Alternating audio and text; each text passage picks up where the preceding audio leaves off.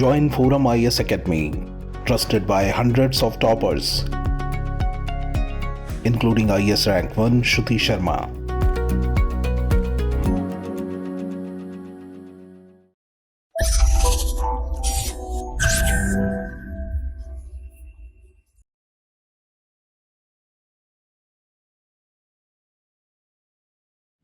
Good evening, aspirants. Welcome to the Hindu News Analysis discussion brought to you by ForumIAS for the date 15th of April 2023. These are the list of news articles for today's discussion. We will be covering 5 topics from polity, governance, economics, and science and technology. At the end of our discussion, we will also be discussing 2 previous year prelims questions asked in the year 2019. So kindly pay your attention. First article, a reminder about unfettered constitutional posts.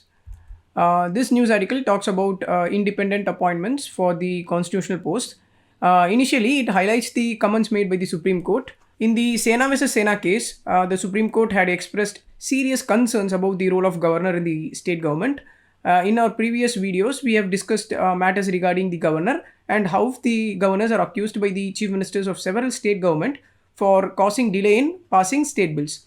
Considering such acts of governors into account, the Supreme Court in Sena vs. Sena case said that governors becoming a part of political process is something that is to worry upon. And the Supreme Court said governors should avoid playing an active role in state politics.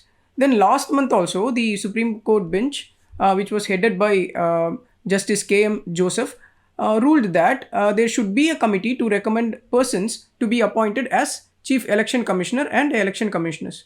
And that high-powered committee should consist of Prime Minister, Leader of Opposition in the Lok Sabha, and the Chief Justice of India. So for last 2 or 3 months, we can see how the political and judicial processes in India are moving towards a path to ensure independent appointments to constitutional posts. Then, while talking about the need for independent institutions, the author says a system of checks and balances are needed to prevent the arbitrary use of power by the elected government. And that's how democracy also works, right? Considering this only, our constitutional makers emphasized the need for independent institutions that derive power from the constitution itself. And since they are going to act as checks and balances against the executives, the constitutional makers made sure that they act independently. That is why the constitutional posts such as judges, CAG, UPSC members, election commission members are all having security of tenure, and they derive power directly from the constitution itself. Such kind of independent functioning of these constitutional institutions were made to ensure that members of these institutions do not get influenced by the executives. And moreover, independent functioning of these institutions is set to withstand pressure from the executives. Here, you have to know that the President of India is empowered by the Constitution to appoint all these constitutional posts. This is because the constitutional makers recognized the independence of these constitutional bodies is very much important to our country. In Article 75, we can see the phrase, Prime Minister shall be appointed by the President. Similarly, in the Article 76 of the Constitution, we can see the phrase, Attorney General shall be appointed by the President.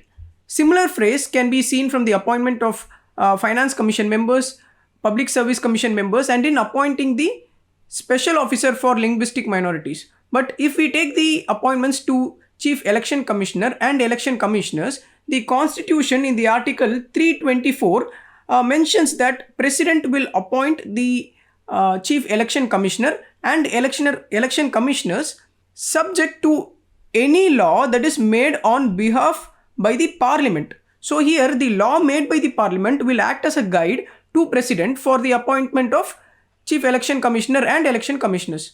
Adding to this, there is another set of constitutional posts such as CAG, Judges of Supreme Court and Judges of High Court. There, the Constitution uses the phrase, they shall be appointed by the President by the warrant under his hand and seal. Know that this phrase, shall be appointed by the President warrant under his seal or under his hand or seal, is used in Article 338, 338A, 338B also.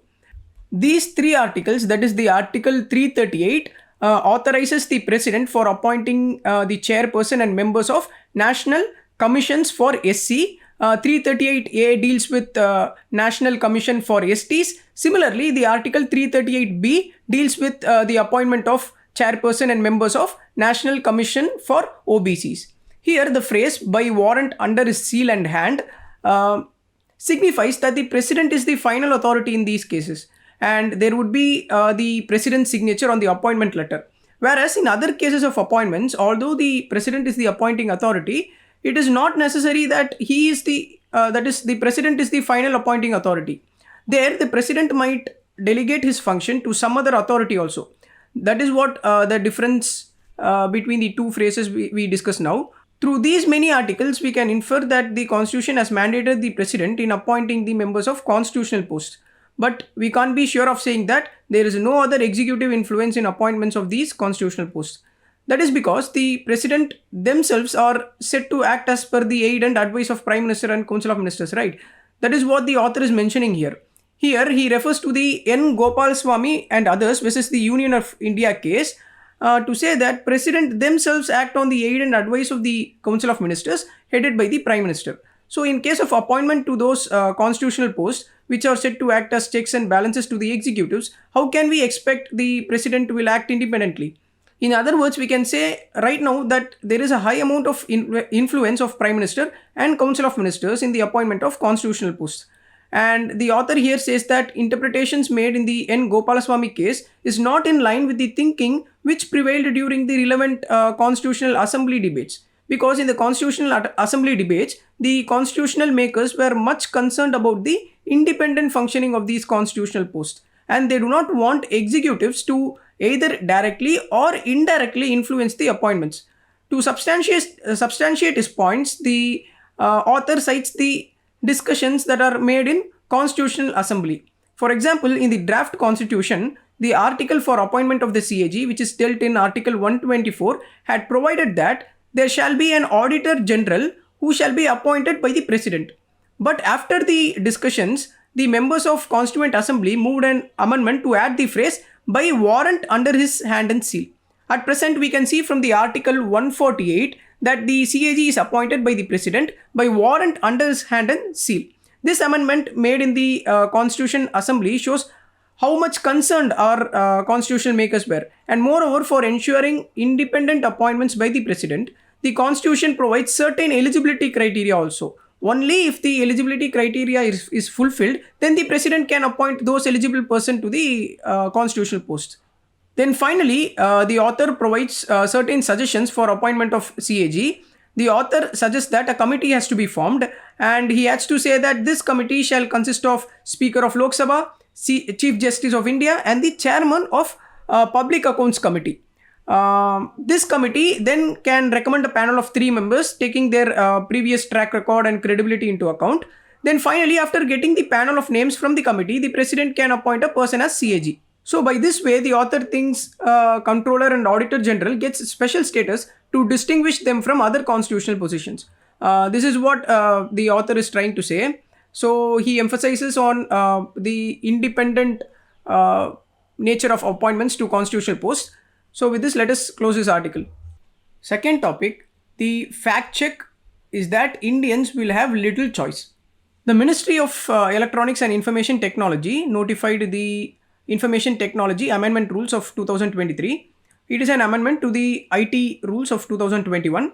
The amendment to IT Rules has generated intense debate, with some arguing that they could curtail freedom of speech and expression online, while few others believe that they are necessary to prevent the spread of fake news and other harmful content. Firstly, let us know more about the notified IT rules of 2023 before getting into the article. First is the introduction of fact-check bodies. See, the recent amendment to IT rules introduces the creation of fact-check bodies to identify whether information related to central government is accurate or not. Then, secondly, regulation of social media intermediaries. The new amendments also regulate social media intermediaries like Facebook and Twitter to take down the posts that are circulating in it. And the rules regulate internet service providers to block URLs that are marked as fake. And know that failure to do so could lead to social media platforms losing safe harbor protections. And thirdly, the amendment aims to identify and remove fake news to prevent its spread, especially at times where it can incite violence and cause panic. Then the amendment also seeks to ensure accountability of online platforms. This is done by asking the online platforms to follow a code of ethics and to take measures to prevent the misuse of their platform. Then the amendment aims to address national security concerns by allowing the government to take down online contents that threaten the sovereignty and integrity of India. Then finally, the amendment provides a legal framework for tech regulation and clarifies the responsibility of online platforms, social media intermediaries, and government in regulating the online content. Now, coming to the challenges associated with the amendment to IT rules, the article underlines the excess authority of central government. The determination of fake or false or misleading information about the central government will be done by a fact-checking unit that belongs to central government itself. That is, if there is any news that is assumed to be fake and it is against the central government, then who decides that this is misleading, fake or false? The fact-checking body of central government itself will decide. That is not fair, right? That is what the author is also asking. How could someone be a judge to their own case? Then secondly, the article says that there is no safeguard that exists in the IT rules. Here we have to know that a person whose content is taken down is not provided a fair chance of a hearing, and the person is not even given a legal order also. Hence, there is an absence of legal remedy which is cited as an issue here. Then thirdly, there is a lack of clarity on what constitutes fake or false or misleading information.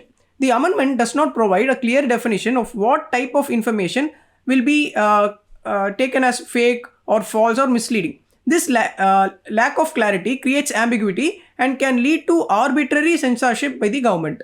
Then the fourth point is regarding the censorship and freedom of speech.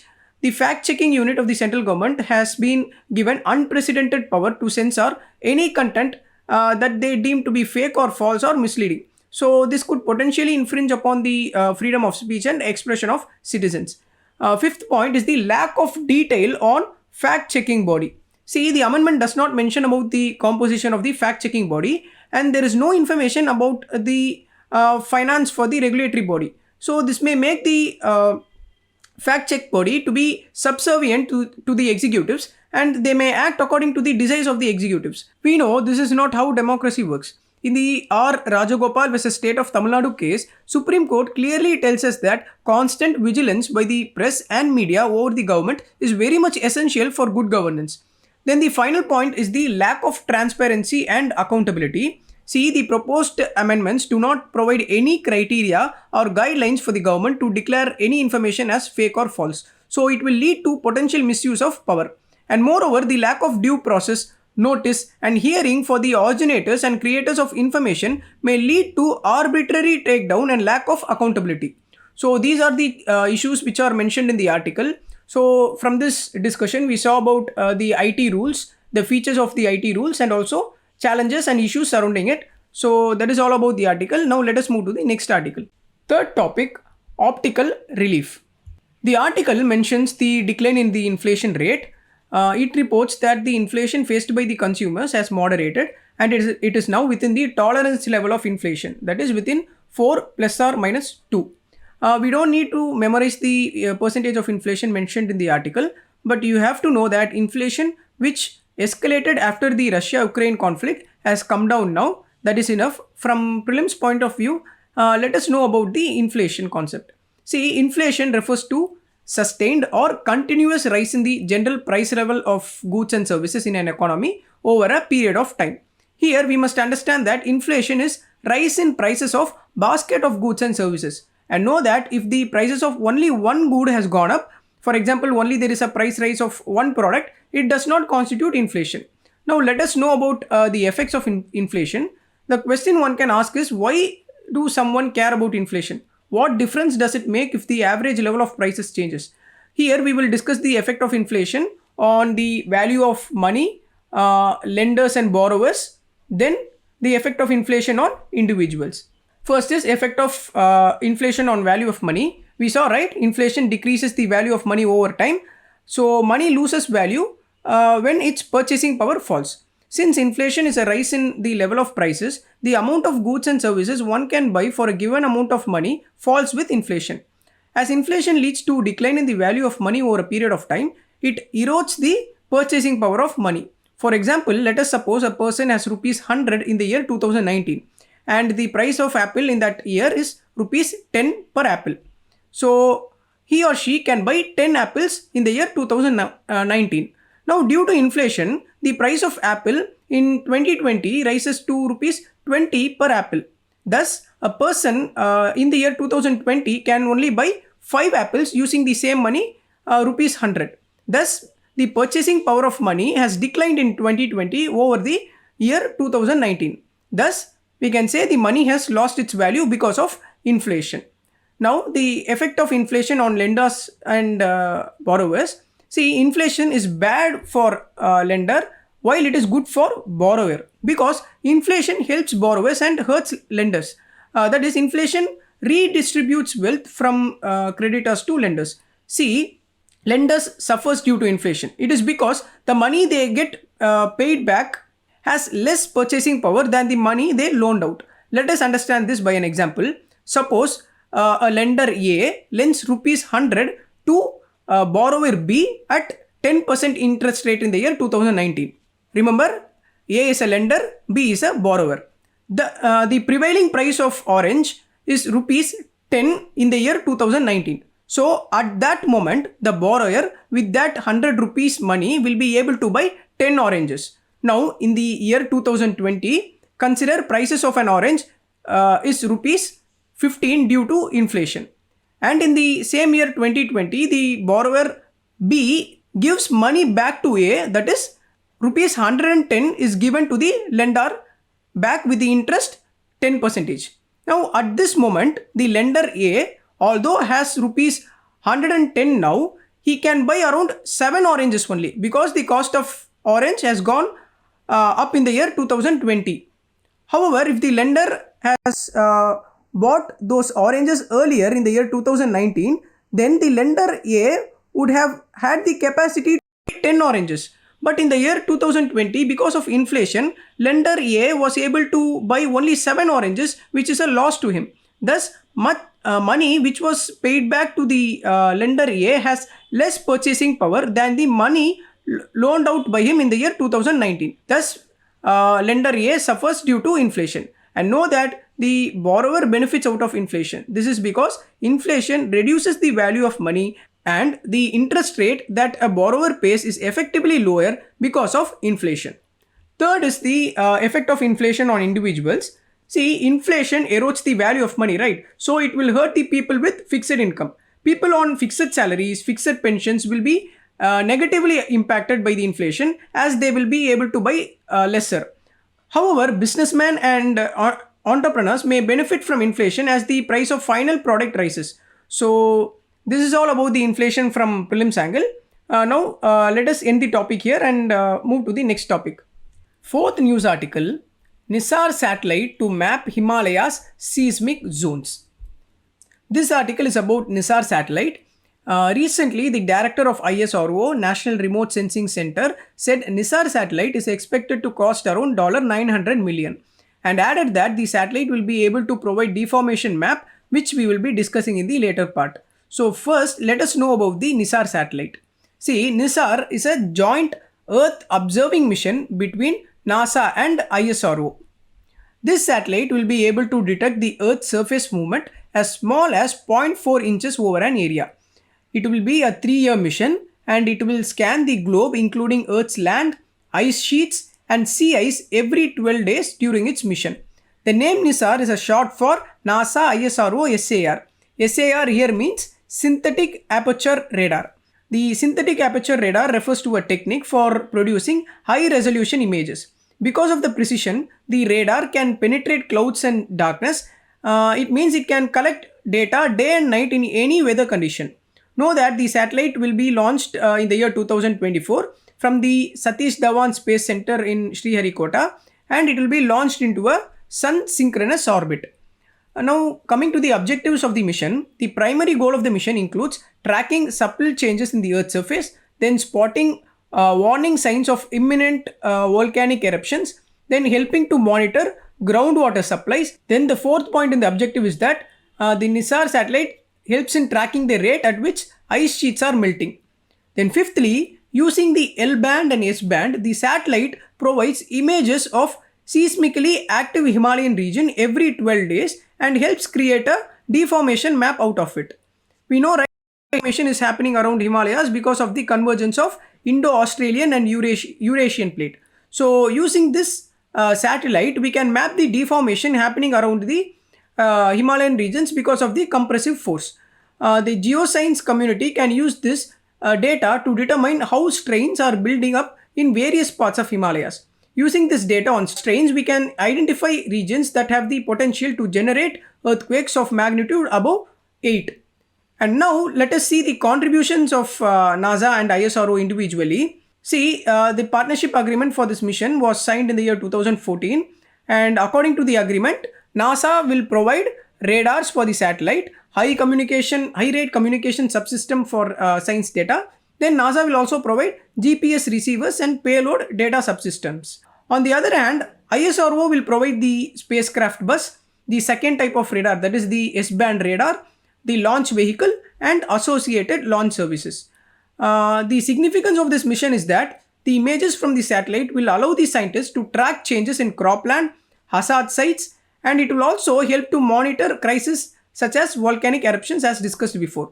Then the images will also be used to capture changes in the earth caused by certain activities. For instance, drawing drinking water from an underground aquifer can leave signs on the surface. If too much of if too much of water is drawn out, the ground begins to sink, which is what scientists believe that the images will be able to show them.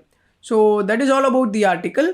So in this article, we saw what is Nisar satellite and also the significance of it. Now let us move to the final topic of the day.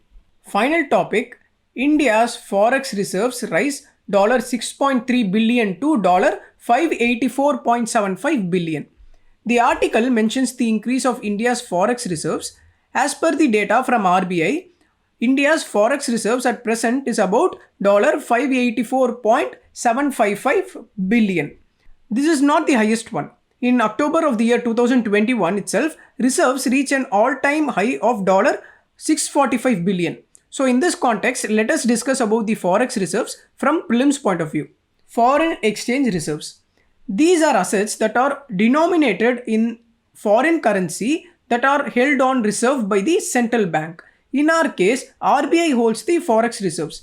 These may include foreign currencies, bonds, treasury bills and other government securities. If we take the components of foreign exchange reserves, the foreign exchange reserves of India consist of 4 categories. They are gold, special drawing rights of IMF, foreign currency assets such as capital inflows to the capital market, FDIs, external commercial borrowings like that. And the reserve position with the IMF is also one of the Forex reserve. Know that the RBI Act of 1934 provides a legal framework for deployment of reserves in different foreign currencies, assets and gold within the broad parameters of currencies, instruments and issuers. Then if we take the significance of foreign exchange reserves, it causes comfortable position to government. That is, the rising Forex reserves gives comfort to the government and RBI in managing India's external and internal financial issues at the time of major contraction in economic growth. Then it helps in managing balance of payment crisis. It serves as a cushion in the event of balance of payment crisis on economic front. It is enough to cover the import bill of a country for a year. Then the Forex reserves helps in dealing with external debt obligations. It helps in assisting the government in meeting its foreign exchange needs and external debt obligations. Strengthening of rupee. See, the rising reserves have helped the rupee to strengthen against dollar. Then this also allows to provide a level of confidence to market and investors that a country can meet its external obligations. So by that way, it leads to confidence in market. Then if we take the reasons for high foreign reserves, the rise in investments by foreign portfolio investors and increased FDI is what causing to high Forex exchange in India. Then second is the fall in crude oil prices. See, fall in crude oil prices has brought down the oil import bill, saving precious foreign exchange. Similarly, overseas remittances and foreign travels will also lead to high Forex levels in the country. So that is the reason why India's Forex reserves is increasing now. So in this topic, we saw what is a foreign exchange reserve, the significance of it, and the reason behind the increase of Forex reserves. So with this, let us close the news articles discussion now. Now coming to the previous year prelims question, consider the first question. With reference to Asian Infrastructure Investment Bank, consider the following statements. The statements given are: Statement 1, AIIB has more than 80 member nations. Second statement, India is the largest shareholder in AIIB. Third statement, AIIB does not have any members from outside Asia. Which of the statements given above is or are correct? The options given are option A, 1 only, option B, 2 and 3 only, option C, 1 and 3 only, option D, 1, 2 and 3. The first statement given here is correct, but the third statement which is saying AIIB does not have any members from outside Asia is wrong, because AIIB is a multilateral development bank with a mission to improve social and economic outcomes in Asia and beyond. So the third statement is wrong. If we remove the third statement alone, we can get the answer. Only option A, 1 only is the right one. And know that China holds 26.6 voting shares, which is being the largest, while India is the second largest shareholder in AIIB. So the correct answer for this question is option A, 1 only. Now moving to the second question. In India, extended producer responsibility was introduced as an important feature in which of the following? The options given are option A, the biomedical waste rules, option B, the recycled plastic rules, option C, the e-waste management and handling rules, the option D, food safety and standards regulation of 2011. This is a fact-based question. The correct answer for this question is option C, e-waste management rules. See, the extended producer responsibility is a main feature of e-waste management rules, which says the producer of electrical and electronic equipments has the responsibility of managing such equipments after the end of life. So by this way, the producer is responsible for their products once the consumers discards them. So the answer is e-waste management rules of 2011. So with this, we have come to the end of news articles and previous year questions discussion. With this, let us wind up our discussion. If you like the method of teaching and if you can understand the concepts well, please give like, share, comment and subscribe to ForumIAS channel in various social media platforms for further update. Thank you for listening.